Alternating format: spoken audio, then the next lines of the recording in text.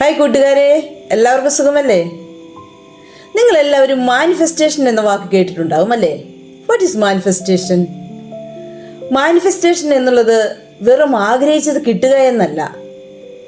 നമ്മുടെ thoughts, feelings, belief, action ഇവയെല്ലാം ചേർന്ന് നമ്മുടെ ജീവിതത്തെ ഷേപ്പ് ചെയ്യുന്നതാണ് മാനിഫെസ്റ്റേഷൻ. നമ്മൾ സ്ഥിരമായി നെഗറ്റീവ് ചിന്തിച്ചാൽ ഫിയർ, ഡൗട്ട്, സ്ട്രെസ് എന്നിവയിലേക്കായിരിക്കും നമ്മുടെ മനസ്സ് ഫോക്കസ് ചെയ്യുക.